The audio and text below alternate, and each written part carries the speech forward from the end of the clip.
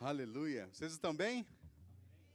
Amém. Vou estar orando. Papai do céu, em nome de Jesus, clamo a Ti, Senhor, para que Teu Espírito encontre corações disponíveis para receber a porção da Tua palavra, que Teu Espírito possa nos mostrar o que Tua palavra diz de fato, nos fazer compreender as Tuas Escrituras, as Tuas palavras, e que ela de fato edifique nossas vidas e que o Senhor seja glorificado nessa noite, em nome de Jesus. Fale conosco, em nome de Jesus, amém.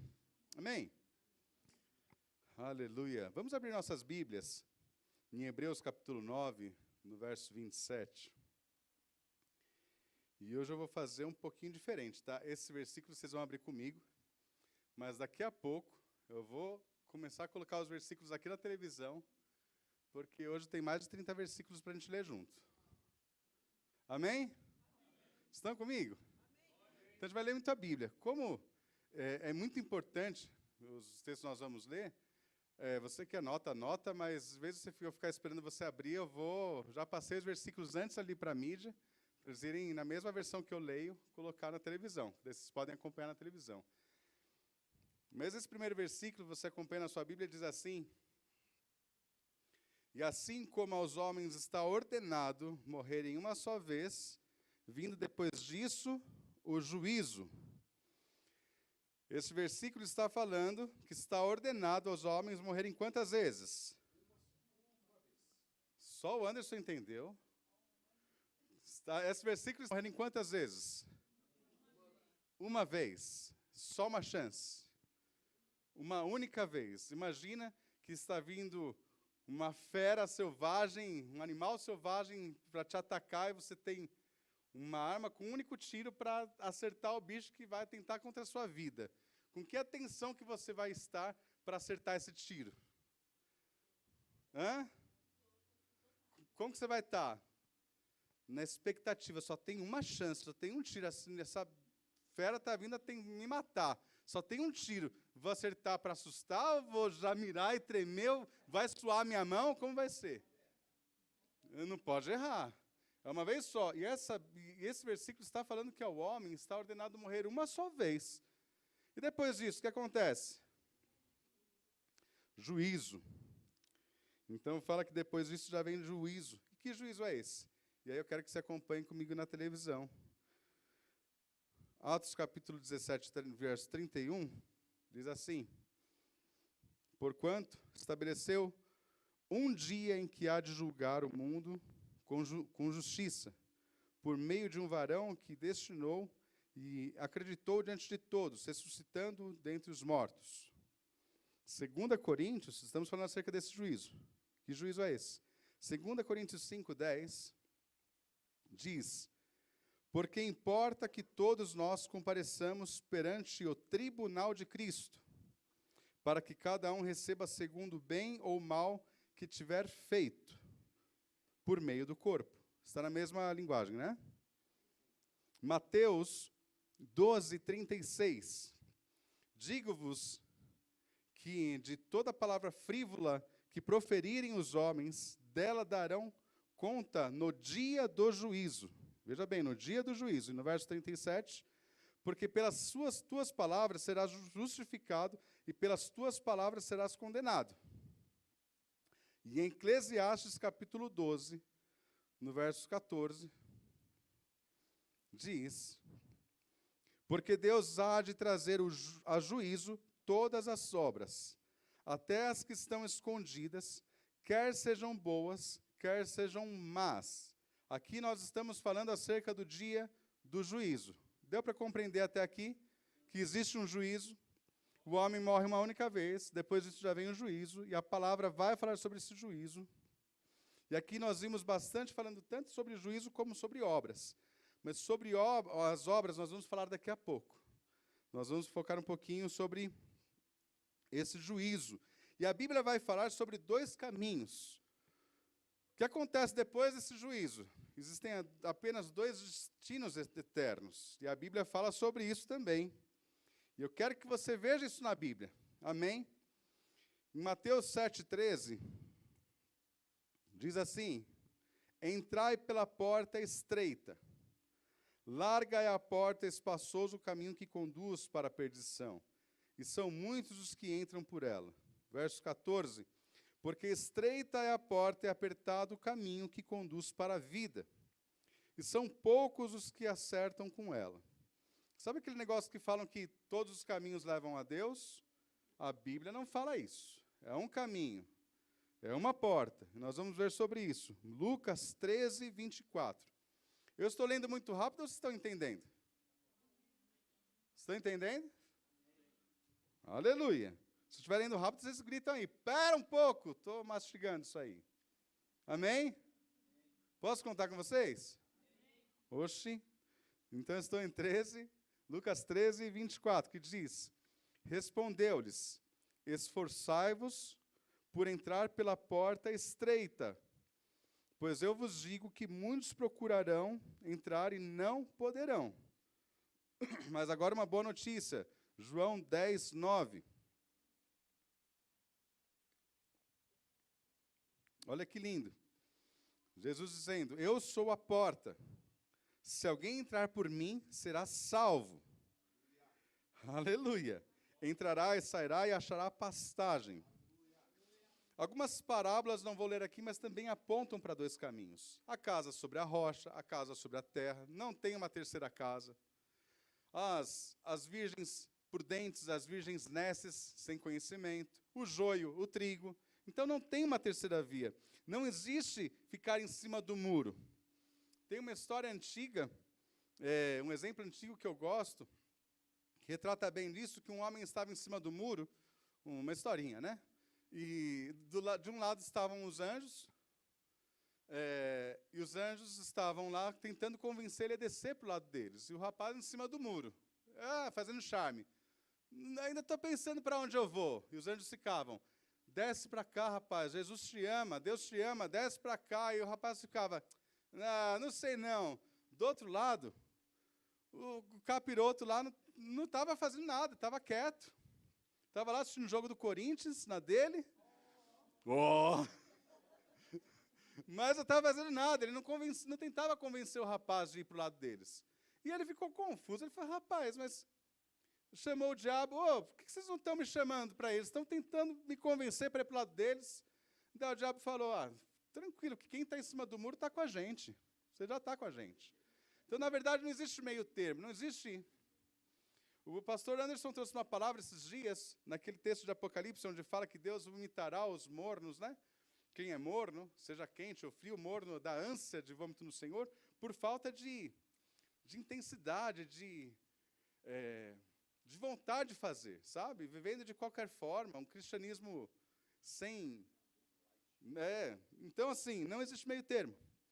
Então, existem só dois caminhos. Então, nós já vimos que o homem morre uma única vez, que existem dois caminhos, e vem depois disso o juízo, já vimos acerca de qual juízo que é, vimos que existem dois caminhos, e que caminhos são esses? Ou da vida eterna, ou do castigo ou condenação eterna.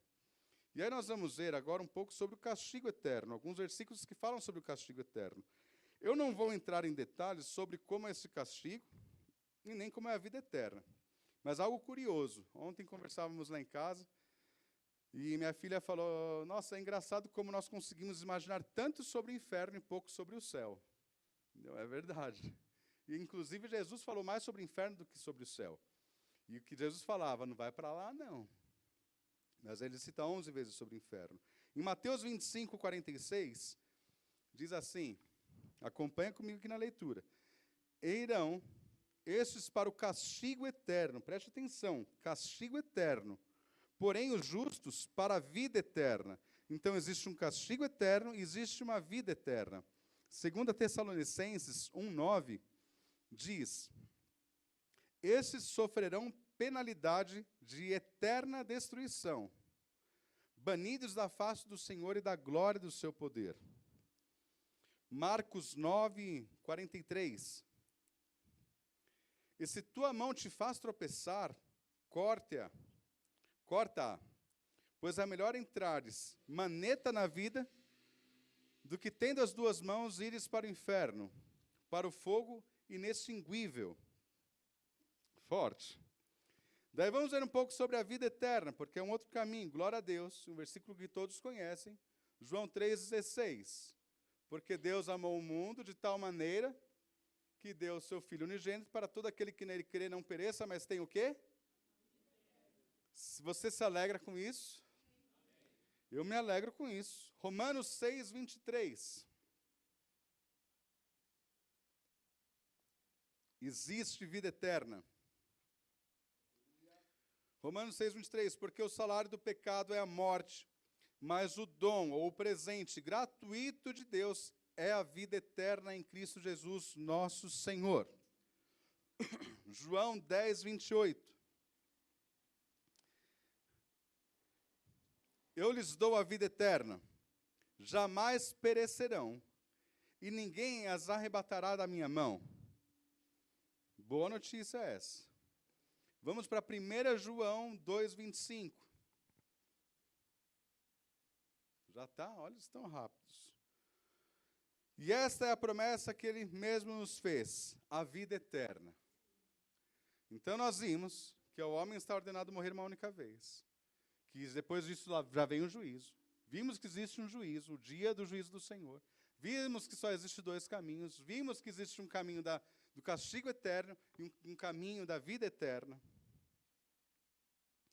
Mas isso é tudo depois que o homem morrer e que for enfrentar o juízo. Então, eu posso pensar nisso na semana que vem. Amém? É igual a minha academia. Sempre na segunda-feira a gente começa. E não está fácil, irmãos. Essa semana foi dura. Mas vamos ver o que a Bíblia fala sobre esse nosso tempo presente. Vamos ver o que a Bíblia fala. Em Salmo 144, no verso 4, para quem acha que, vou ver sobre isso semana que vem, quando eu ficar na idade do Valmir. Então diz assim: o homem é como um sopro, os seus dias como a sombra que passa. É muito rápido. Eu sempre falo isso, mas minha mamãe, ela partiu, né, ano passado, e eu perguntava para ela: mãe, passou rápido? Ela com 82 anos, ela falou: muito rápido, filho. Mas quanto rápido? Ela: muito rápido. Rápido assim mesmo? Rápido. Eu começo a refletir na minha vida, e eu vejo que também para mim está passando rápido. Não sei se para você também passa rápido. Mas a gente pensa e tchum. Pergunta para os mais velhos se está passando rápido. Se não tem na memória fresquinho o dia que casou, ou quando conheceu a amada. Tem fresquinho, parece que foi ontem. Mas já faz mais de 30 anos para alguns aqui. É ou não é? É duro, passa rápido. Em Tiago 4,14, diz assim: vós não sabeis o que sucederá amanhã. Que é a vossa vida? Sois apenas como neblina que aparece por um instante e logo se dissipa. Eita! 1 Pedro 1,24 diz: pois toda a carne é como a erva e toda a sua glória, como a flor da erva. Seca-se a erva e cai a sua flor. Em Salmos 90, 10, eu vou tomar água aqui. Mas estão rápidos lá, glória a Deus. Salmos 90, 10 diz: os dias da nossa vida sobem a 70 anos, ou em havendo vigor a 80. Neste caso, o melhor deles é a canseira e o enfado, porque tudo passa rapidamente e nós voamos. Eita! Passa rápido. Nossa vida passa rápido. Daí eu lembrei de um exemplo que eu vi numa ministração anos atrás, e esse exemplo marcou minha vida. E eu quero trazer esse exemplo aqui, para fixar bem na nossa alma, na nossa mente, que é a linha da nossa existência. Então, essa corda, essa linha da nossa existência representa a nossa existência. Eu estou puxando essa corda aqui, mas, na verdade, ela está ligada, eu quero que você imagine que ela está ligada num cano que vai dar lá na Rua 2, que vai descer lá para a Avenida da Rua 2, vai pregar a Dutra e vai até o Rio de Janeiro. Num cano, essa mesma corda vai até o Rio de Janeiro. Chegando lá, você consegue imaginar que essa corda está viajando tudo isso? Não consegue imaginar, não, Dai? Usa a imaginação, filha. Ela entrou num cano ali, ó, é grande. Ela entrou num cano ali, essa corda é enorme. Ela vai, quantos quilômetros daqui até no Rio de Janeiro? 600? 600 quilômetros? É isso? Então, imagina que essa corda aqui tem 600 quilômetros. Eu estou com a ponta dela aqui, tá? Só que, na verdade, na ilustração, essa corda vai muito além, porque ela é infinita. Porque na linha do tempo, esse azul representa a nossa vida aqui na Terra. E o restante é a nossa eternidade. Amém? Então, esse tempo aqui é o que nós passamos aqui. Eu nasci, vou morrer, a nossa vida é como um sopro. Acabou. Daí vem tudo isso aqui. E é eterno. Vai longe. E aí, tem gente que olha para a gente e fala, você é doido, você é maluco. Você vai ser prejudicado aqui, às vezes com uma ação cristã que a gente tem. Você é maluco. Só que a gente que tem fé e conhece a palavra, a gente que olha para a pessoa e fala, você que é doido, você não está olhando para isso aqui tudo, não? Você não está olhando para tudo isso, não? Você está preso nisso aqui? Amém? Dá para ver a cordinha daí? Eita, é para você lembrar dessa corda aqui, ó. A nossa vida, nesse azul representado aqui na Terra, e o restante, a eternidade, que é longa. Daí, sabendo que a comparação é muito pequena, eu vou trazer alguns conselhos bíblicos acerca da nossa passagem aqui na Terra. Em Mateus 16, 26, diz assim, a palavra de Deus, pois que aproveitará o homem se ganhar o mundo inteiro e perder a sua alma? Ganhar o mundo inteiro, gente. Não estou falando em ganhar na Mega Sena, não. É ganhar o mundo inteiro e perder a sua alma. Que proveito há? Ou que dará o homem em troca da sua alma? Colossenses 3:2 diz, pensai nas coisas lá do alto, não nas que são daqui da terra. 1 João 2:15 em diante, diz, não ameis o mundo, nem as coisas que há no mundo. Se alguém amar o mundo, o amor do Pai não está nele. Porque tudo que há no mundo, a concupiscência da carne, a concupiscência dos olhos, a soberba da vida, não procede do Pai, mas procede do mundo. Ora, o mundo passa, bem como a sua concupiscência. Aquele, porém, que faz a vontade de Deus, permanece eternamente. Filipenses 3:19. O destino deles é a perdição, o Deus deles é o ventre, e a glória deles está na sua infâmia, visto que só se preocupam com as coisas terrenas. Uma pausa aqui. É pecado se preocupar com as coisas terrenas? Não. Esse versículo está falando que é pecado se preocupar com as coisas terrenas? Não. Mas o que está alertando aqui é que, visto que só se preocupam com as coisas terrenas, só enxergam esse pedacinho da existência, todo o restante está deixando para lá. Só que todos os prazeres dessa vida são transitórios e vão passar rápido. E às vezes nós nos programamos tanto para fazer algo que é passageiro. E corre atrás, sonho, está alimentando, tentando juntar tesouros nessa terra, e corre.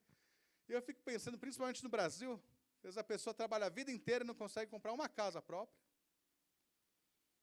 Mas ela corre, e eu fico pensando, e a eternidade? E o tesouro da eternidade? E as coisas lá do céu e da eternidade, que não dá para se comparar com esse momento que nós passamos aqui na terra, que é rápido. Então, ele segue falando assim, então, visto que só se preocupam com as coisas terrenas, no verso 20 de Filipenses 3, diz, pois a nossa pátria está nos céus, de onde também aguardamos o Salvador, o Senhor Jesus Cristo. Amém? A nossa pátria está no céu. Eu sei que nós sabemos desses princípios, dessas verdades, mas eu quis trazer o básico e o simples na palavra de Deus, para que nós possamos ter isso firme em nossos corações. De que não é balela ou papo de quem está ministrando acerca da importância de olhar para as coisas eternas. Que a Bíblia, de fato, está nos apontando para isso. Só que daí, eu vou entrar num detalhe aqui, que ele machuca um pouco quando a gente fica sabendo disso. Que quando nós partimos dessa, e espero que para melhor, nosso corpo não responde mais os estímulos dessa terra, mas a nossa consciência não deixa de existir e de estar ativa. E nós vamos ver isso na Bíblia. Então, vou dar um exemplo. Eu estou andando, senti uma dor no peito, pá, morri, pum. Senti a dor, apagou, escureceu, apagou. Assim que apagou e meu corpo já não responde mais, meu coração não bate mais, a minha consciência já vai estar ligada. Ela vai continuar. E aí eu vou me deparar com quem vai me dar as boas-vindas para o meu futuro eterno. E aí eu pergunto, posso escolher beber água com gás ou sem gás nessa hora? É hora de decidir fazer, peraí, para. Já era. Nessa hora, foi. E eu vou te falar, eu tive um sonho uma vez, da volta de Jesus, que me bateu um desespero, porque eu senti isso. O sonho não tem nada a ver com a Bíblia, mas eu tive um sonho onde eu estava com minha esposa e minha família num apartamento, lá no 14º andar, e nós começamos a ver pessoas subindo, as sombras subindo. Eu falei, Jesus está voltando, arrebatamento. De repente, o meu pé da Luciene saiu do chão sem a gente querer, sem perceber, simplesmente saiu do chão, nosso pé, isso no sonho, né? E nós passamos pela parede, pela janela, e começamos a subir. Eu falei, está acontecendo, me alegrando com a minha esposa, está acontecendo. Daí ela falou, mas as crianças, André, quando ela olhou para trás, ela falou, as crianças. Eu olhei para trás e falei, não, mas não está subindo de forma uniforme, está subindo assim separado, daqui a pouco elas vêm, eu pensei. Não, elas já vêm. Daí ela ficou, André, as crianças. E daí, de repente, eu comecei a ficar preocupado no sonho, foi muito real esse sonho. E eu, é verdade, as crianças. Quando a gente começou a olhar para trás, para as crianças, com medo delas não subirem, a gente parou de subir. Rapaz, eu nunca mais quero ter esse sonho. Porque quando eu parei de subir nesse sonho, eu parei de me preocupar com as crianças. Porque eu comecei a descer, eu e minha esposa. E quando a gente começou a descer, eu nem lembrei mais das crianças. Só apertou para mim e falei, acabou. Na hora eu falei, acabou. E nesse sonho que eu achei interessante, é que eu não tive a força de escolha ali nesse sonho. Eu achei engraçado porque eu não tive medo da altura. Só estava achando maravilhosa a experiência nesse sonho. Mas quando eu desci, eu falei, já era. E quando uma pessoa morre, e a consciência permanece ativa, e alguém vai dar boas-vindas para ela, nessa hora, ou você vai dar muito glória a Deus, ou não tem palavras para descrever o temor, o medo que vai dar. Só que vamos ver se a Bíblia fala sobre isso. Em Apocalipse 6:9, na tela, glória. Apocalipse 6:9, diz assim, quando ele abriu o 5º selo, vi debaixo do altar as almas daqueles que tinham sido mortos por causa da palavra de Deus. Isso João tem dessa visão, né? Tinham sido mortos por causa da palavra de Deus e por causa do testemunho que sustentavam. Olha o que fala no verso 10. Clamaram em grande voz, dizendo, Até quando, ó soberano Senhor, santo e verdadeiro, não julgas nem vingas o nosso sangue, olha a consciência deles, dos que habitam sobre a terra? Só pode clamar em grande voz quem está consciente. Amém? Daí eu quero que você abra na sua Bíblia, agora que você vai acompanhar comigo, em Lucas capítulo 16.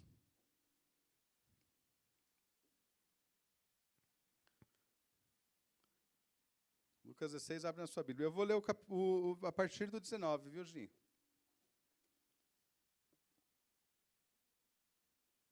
Algumas pessoas, poucas pessoas, tá? Esse relato que Jesus traz, se não me engano, só adventista do sétimo dia crê que é uma parábola. A maioria esmagadora dos cristãos e teólogos acreditam que isso aqui não é uma parábola, porque eles comparam com as parábolas que Jesus contou, a forma como Jesus trazia coisas naturais para explicar as espirituais. E aqui Jesus não dava nome, aqui Jesus dá um nome a uma pessoa e já está falando direto o que está acontecendo nas regiões espirituais. E aqui nós vamos ver a consciência de um homem que faleceu, que morreu. Preste atenção. Daí lê aí comigo. Se a sua versão for muito diferente, for te atrapalhar, acompanha na televisão. Lucas 16, 19. Ora, Jesus falando, havia certo homem rico que se vestia de púrpura e de linho finíssimo e que todos os dias se regalava esplendidamente. Havia também certo mendigo chamado Lázaro, coberto de chagas, que jazia à porta daquele. E desejava alimentar-se das migalhas que caíam da mesa do rico. E até os cães vinham lamber-lhes as úlceras. Aconteceu morrer o mendigo a ser levado pelos anjos para o seio de Abraão. Presta atenção. A Bíblia fala que alguém veio buscar o mendigo, certo? A Lázaro. Quem veio buscar Lázaro? Quem? Então ele morreu e os anjos vieram buscar ele. E ele foi para o seio de Abraão, um local de descanso. Morreu também o rico e foi sepultado. A Bíblia não fala que alguém veio buscar o rico, mas alguém veio buscar os anjos não foram buscar o rico. A Bíblia fala que ele foi sepultado, foi para o Hades. Eu creio aqui que alguém também veio buscar ele. Ou ele apareceu lá de alguma forma, mas ele vai para um lugar de tormento. Nós vamos ver isso a seguir. No verso 23, no inferno, e detalhe, tá?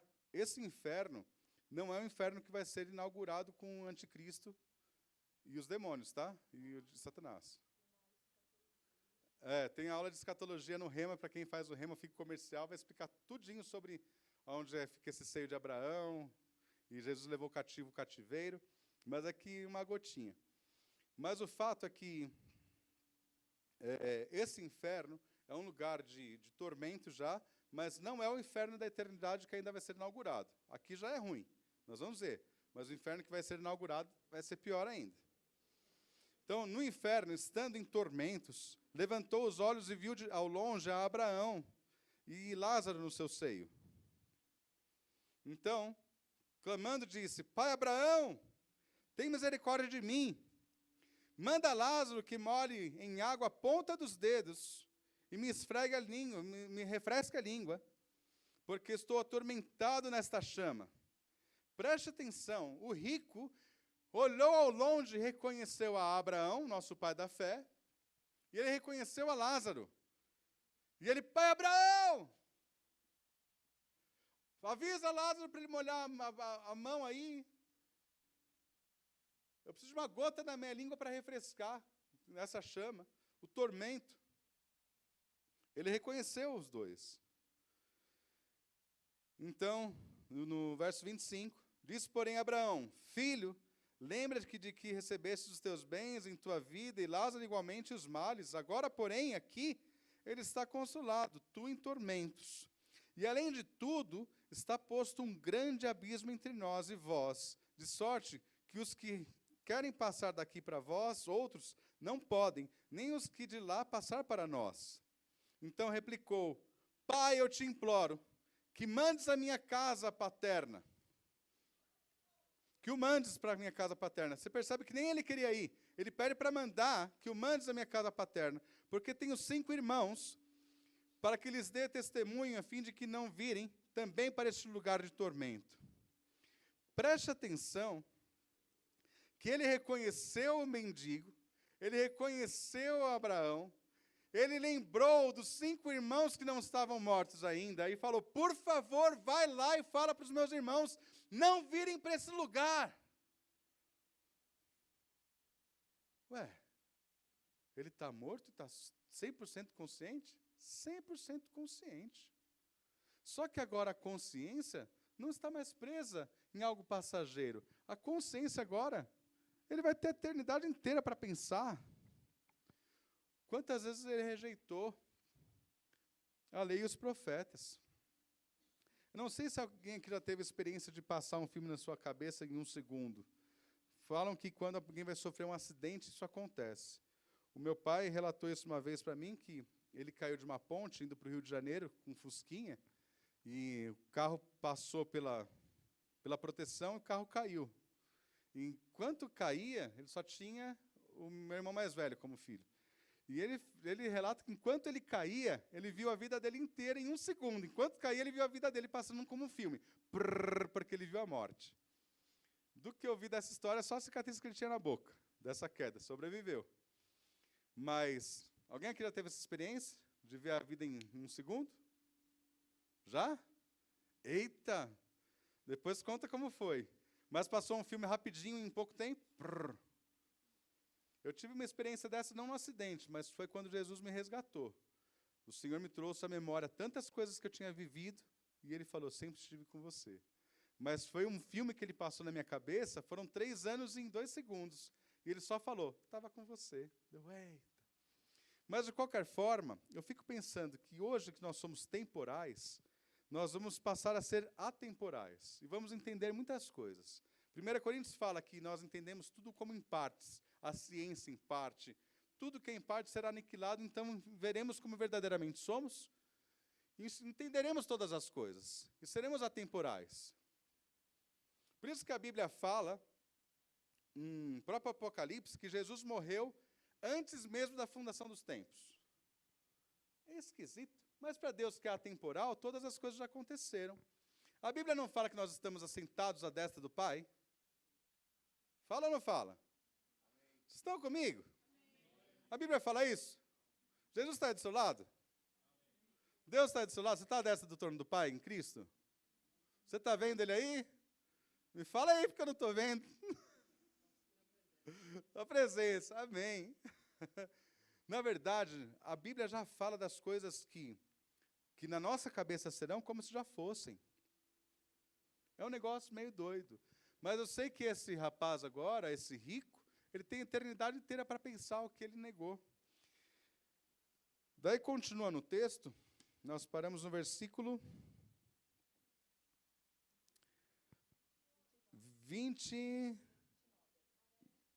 29, isso, obrigado, gente. Então ele pediu no 28 para avisar os irmãos dele. Mas no 29, respondeu Abraão, ele tem Moisés e os profetas, ouçam-nos. Ele tinha Moisés e os profetas ali? Não, ele está falando sobre a palavra de Deus, tá? Ele tem a lei e os profetas, é isso, ele tem a Bíblia. Ouçam-nos.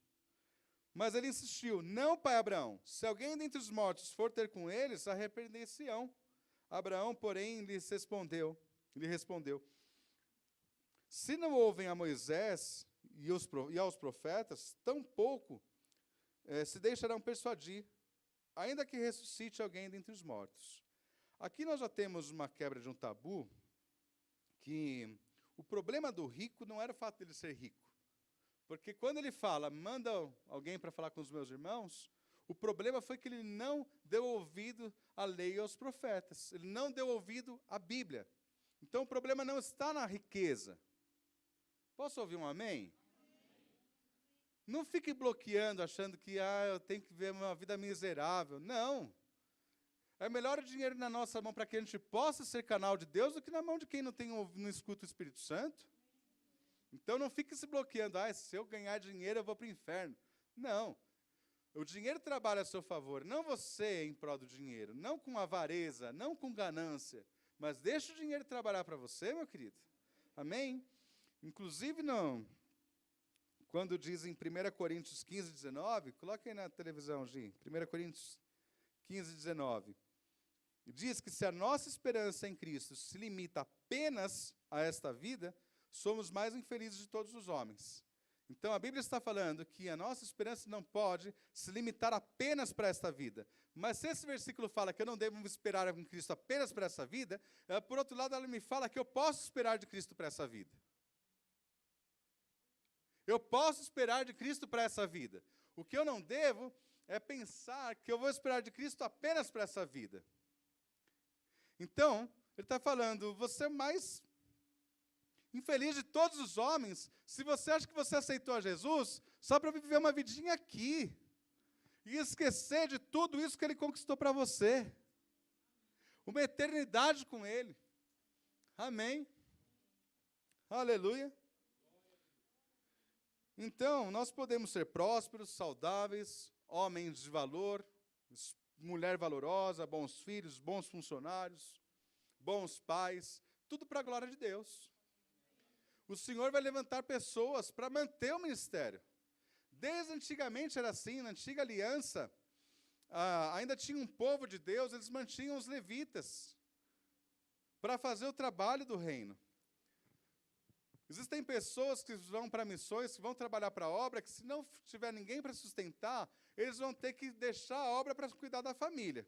Porque é bíblico que aquele que não cuida dos seus, principalmente os da sua casa, é pior do que um incrédulo.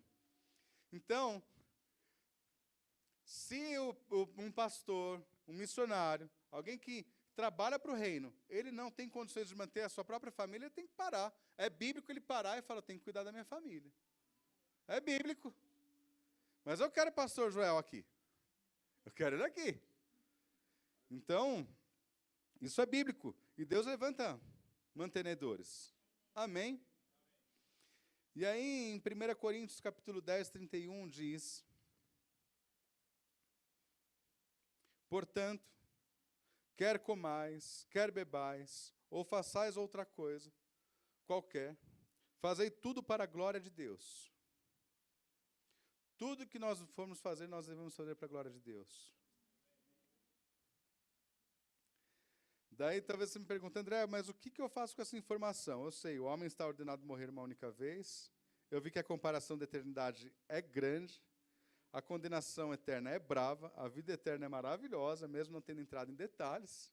Que a Bíblia fala que nem olhos viram, nem ouvidos ouviram que Deus preparou para aqueles que o amam.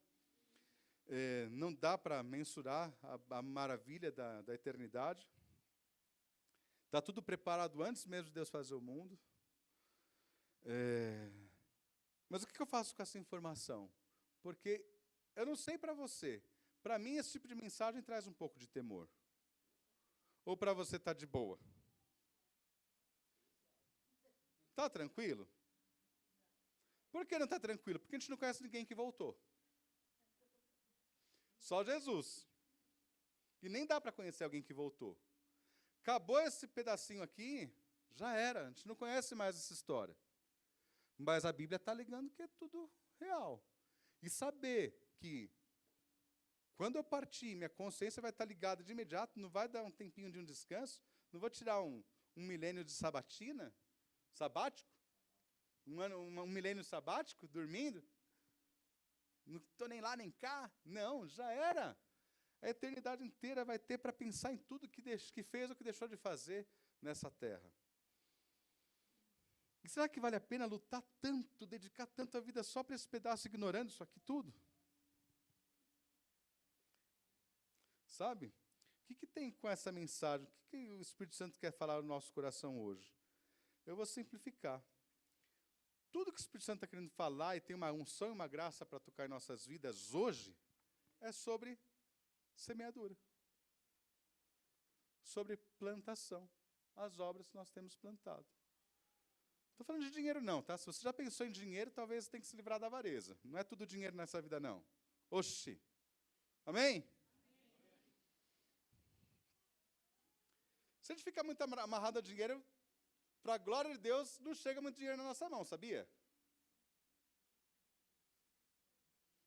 Ou quando o menino tem dificuldade com o computador, que é viciado, você amplia o computador do bichinho? Não amplia nada, você tira o computador dele. Está viciado, menino, não vou ampliar o seu computador. Se o menino sabe usar o computador, você dá mais um computador para ele. Filho, você está indo muito bem, faz uns trabalhos bons aí, eu vou comprar um novo monitor para você, mais memória. Mas se o bichinho está fazendo mal para ele o computador... A gente vê na Bíblia algumas coisas interessantes. Elias vai enfrentar os profetas de Baal, e está há 3 anos sem chover.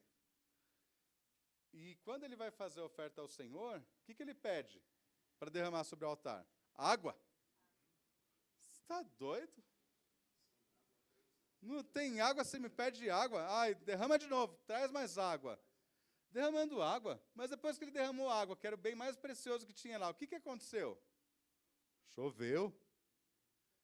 Às vezes a gente está falando, ai, Senhor, eu queria ser mais amado. Mas não ama ninguém, pô.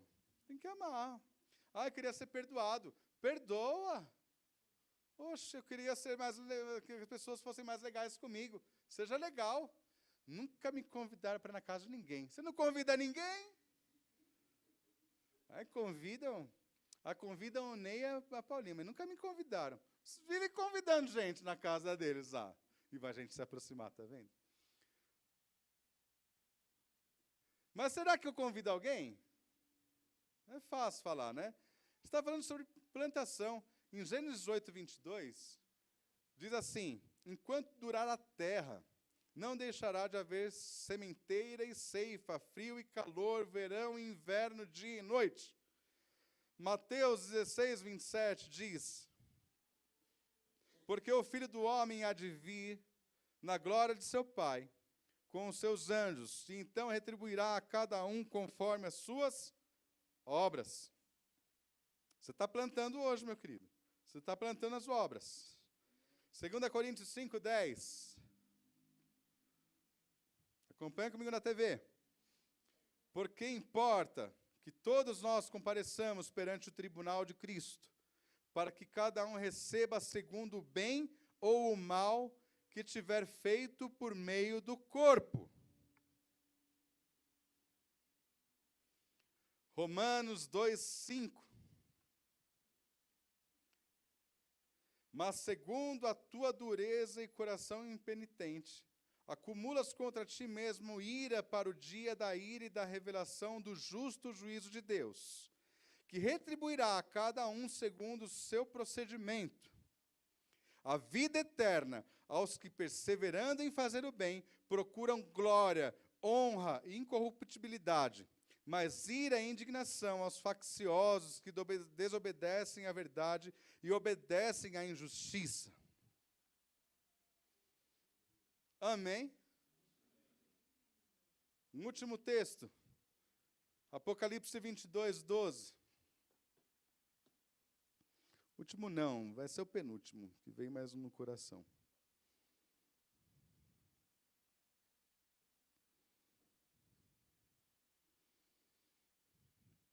Apocalipse 22, 12 diz assim: e eis que venho sem demora, e comigo está o galardão que tenho para retribuir a cada um segundo as suas obras. Eu sou o Alfa e o Ômega, o primeiro e o último, o princípio e o fim. Bem-aventurados aqueles que lavam as suas vestiduras no sangue do Cordeiro, para que lhes assista o direito à árvore da vida, e entrem na cidade pelas portas. Fora ficam os cães, os feiticeiros, os impuros, os assassinos, os idólatras, e todo aquele que ama e pratica a mentira. Eu, Jesus, enviei o meu anjo para vos testificar estas coisas às igrejas. Eu sou a raiz e a geração de Davi, a brilhante estrela da manhã. O Espírito e a noiva dizem: vem. Aquele que ouve, diga: vem. Aquele que tem sede, venha. E quem quiser, receba de graça a água da vida. O caminho é estreito, A porta é estreita, ela é única, porque a salvação é individual. E olha, sinto lhe informar, mas a pessoa que está do seu lado não vai estar contigo no dia do juízo. No dia de acertar as contas, não estará contigo. Você estará sozinho e Deus conhece o coração. Ele sabe o que saiu de dentro, não é o que vê de fora. Se eu aqui prego por vaidade, a minha obra vai ser queimada.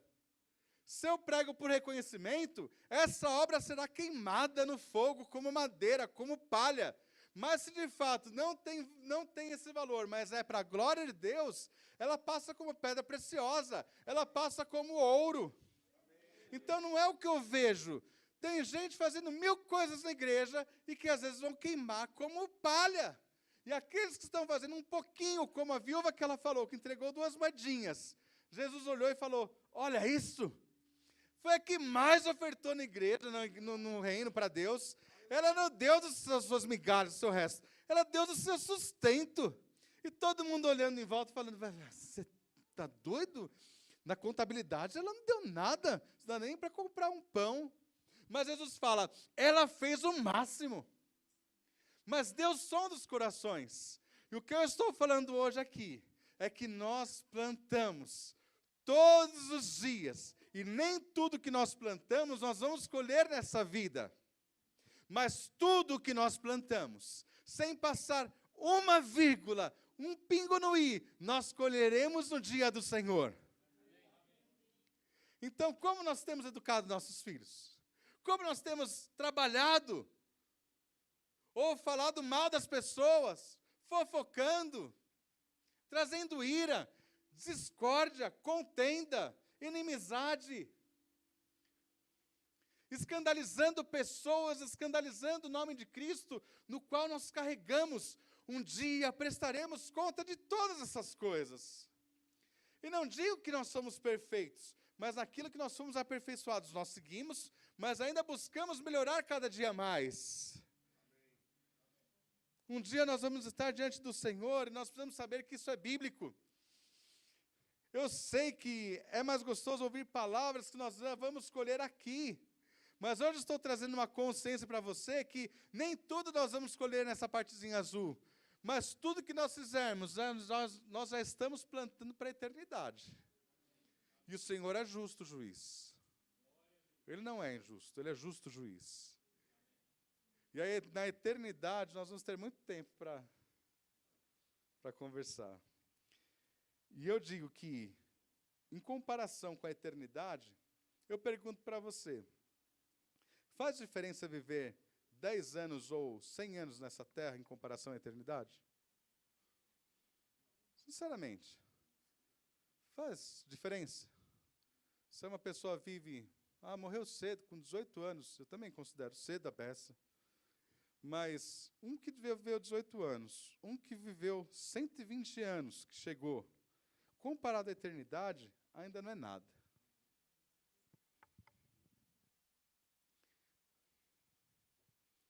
A gente tem que ter consciência da eternidade.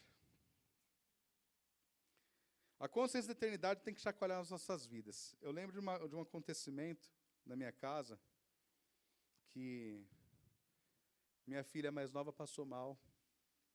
Levamos para o hospital, enquanto não tinham os exames, não sabíamos o que era. E podia ser algo muito grave. E eu cheguei para minha esposa, não é fácil falar isso para a esposa não, tá, gente? Mas eu falei para minha esposa, eu aceito perder minha filha se for para ela perder a salvação. Para não perder a salvação. Eu só aceito perder minha filha se fosse para ela ficar viva e perder a salvação. E Deus que vê lá na frente, vê que é mais fácil tomar agora. E ela chorou e falou, André, eu penso a mesma coisa. Eu prefiro perder minha filha, eu só aceito perder minha filha. Confiando em Deus, que Ele está tirando ela. Porque senão ela perderia a salvação lá na frente. A gente não conhece o amanhã. Você sabe o que é falar isso para a esposa que gerou a filha, que carregou no colo, que você brincou, que chorou? Isso é consciência da eternidade, meu querido. E eu não sei o dia de amanhã. E nem o seu, nem o meu. Mas uma coisa eu sei, que quando o Senhor voltar, Ele tem que encontrar nosso coração no lugar certo. Seja em casa, seja no trabalho, seja namorando, seja educando um filho, seja se despedindo dele todos os dias. Eu me despedia da minha mãe todo dia. E dos meus filhos também, quando eles vão para a escola, dou um beijo, falo que ama, não pode ir embora sem ou falar, você é importante para mim. A gente não sabe o dia de amanhã. E nem quem está aqui. Mas, eu quero encerrar falando que em 1 Tiago, capítulo 1, verso 21, diz assim, portanto, despojando-vos de toda impureza e acúmulo de maldade, ou seja, é o primeiro passo, a gente tem que deixar tudo aquilo que nos amarra, que não agrada a Deus. Ele fala, acolhei com mansidão, recebei com mansidão a palavra em vós implantada.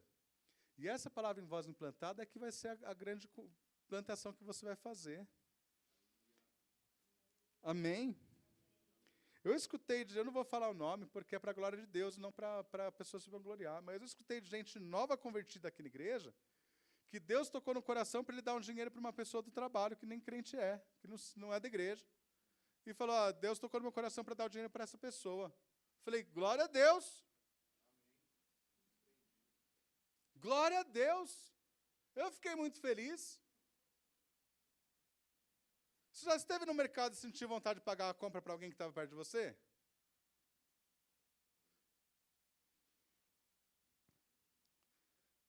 Se você está no mercado e vê a pessoa contando dinheirinho para pagar a conta e você tem dinheiro, paga a conta dela. Se vai passar no pedágio, está indo com alguém para algum lugar, paga o seu pedágio do carro de trás. Aprenda a ser abençoador.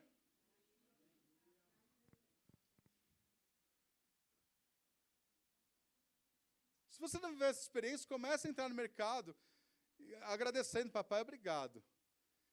Ele pode te dar a instrução de pagar, às vezes, sabe, o pão da semana daquela casa, daquela família.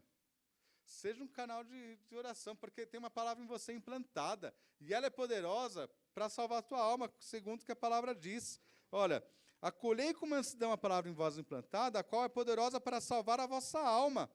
Tornai-vos, pois, praticantes da palavra, não somente ouvintes, enganando-vos a vós mesmos. Então, toda essa palavra que eu trouxe aqui, que o Senhor está nos trazendo, sobre salvação, sobre eternidade, é para a gente acordar e entender que tudo que nós estamos fazendo, nós estamos plantando. Tudo, tudo, tudo. O tempo que a gente gasta no celular, o tempo que a gente gasta na série, o tempo que a gente gasta se comunicando com os filhos, o tempo que a gente gasta com a família, tudo, o tempo que a gente gasta estudando, tudo. Nós estamos plantando.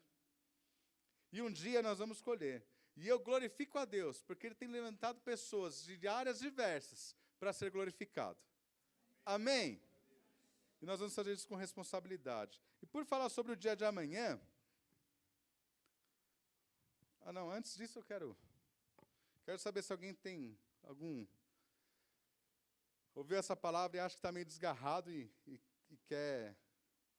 voltar para os caminhos do Senhor e falar, eu quero voltar porque eu ando meio desgarrado e não quero, se Ele voltar, ficar de fora, não. Se você já aceitou a Cristo, mas fala, vixe, tá, me desviei, está bravo, eu quero orar com você. Isso é uma atitude de fé. Daí você levanta o braço, grita, faz sinal. Amém? Alguém?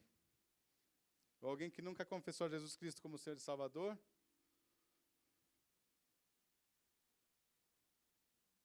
Todos confessaram a Jesus? Todos já confessaram a Jesus como Senhor e Salvador? Amém. Aleluia. Ele é nosso Salvador. Ele é digno de todo louvor. Fico feliz pela salvação dele em nossas vidas. Eu quero orar. Papai do céu, em nome de Jesus, sou grato a Ti pela Tua palavra, pelas Tuas instruções, porque o Senhor não nos deixa na ignorância, mas nos traz entendimento da importância de como estamos vivendo nessa terra, sabendo que tudo que nós fazemos aqui, ó Pai, vai ecoar pela eternidade, ó Pai. Por isso nós precisamos do teu perdão, precisamos sempre da tua misericórdia, sempre precisamos da tua graça, do teu favor, do teu amor. Ah, Senhor, somos tão dependentes de ti, Senhor. Não podemos ir sem o Senhor. Não queremos dar um passo sem o Senhor. Não queremos nos apegar às coisas daqui, mas queremos plantar a nossa vida em ti, assim como o Senhor deu a sua vida e entregou a nós. Nós venhamos entregar a nossa vida e tudo que nós somos, de fato, a ti, Senhor. Que as nossas decisões estejam em ti. Que as nossas falas estejam em ti. Nosso comportamento esteja em ti. Que todos os nossos dias, ó Pai, nós possamos lembrar da tua graça, do teu favor, misericórdia e amor. Que todos os dias nós possamos declarar, ó Pai, que somos dependentes de ti e gratos a ti por tamanha salvação. Em nome de Jesus. Grava a tua palavra no nosso espírito, através da unção que se faz aqui presente, para que nós possamos ser praticantes da tua palavra e não somente ouvintes, em nome de Jesus. Amém.